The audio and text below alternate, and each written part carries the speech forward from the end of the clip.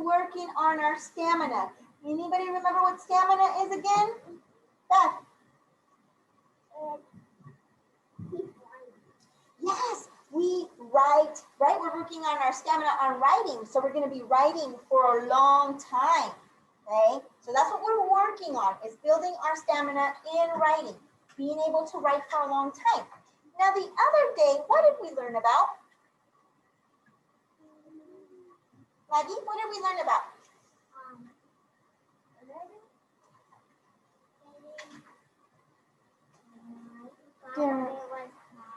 Begins with the L. Oh.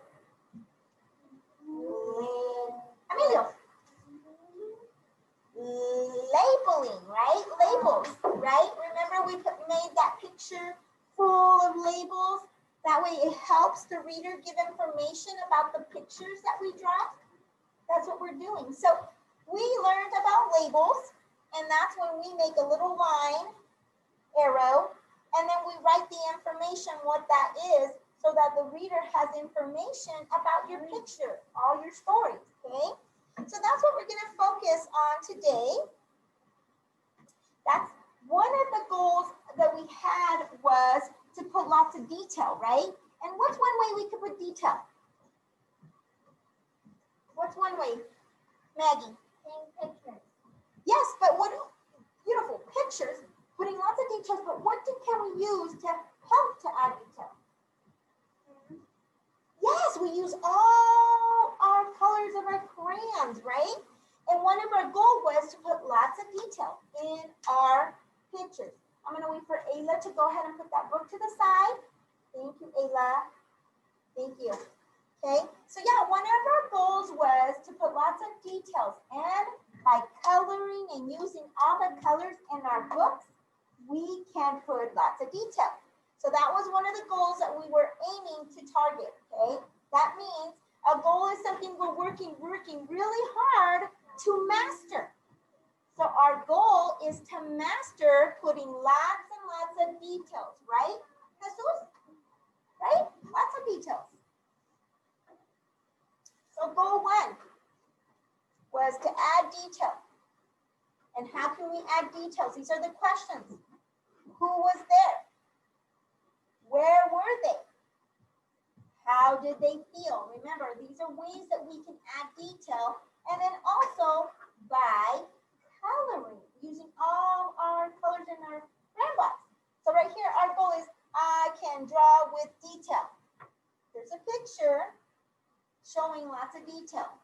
Shows where they're at, shows who was there, and it's showing how they feel. It looks like they're smiling, right, Arturo? Does it look like they're smiling? Yeah, so that's showing me how they feel. And where are they at? And Isaiah, where are they at? At the river, right? Yeah, at the river fishing. Who was there? A boy and a girl and fish, right? That's who were there, right? So that's detail. And they use lots of color, okay? Now our second goal today, we learned about labels. Now we are going to put labels. I want you to put 2 to 3 labels on your pictures. Arturo, ¿cuántos quiero que yo pongas etiquetas? How many do I want you to put on your picture today? How many did I say? 4. 4 would be beautiful. How about, let's see here. Sorry. Let's do, Nisaiah, how many do I want you to put on your picture today? How many labels? A lot. But I really want you to put 2 or 3 for sure.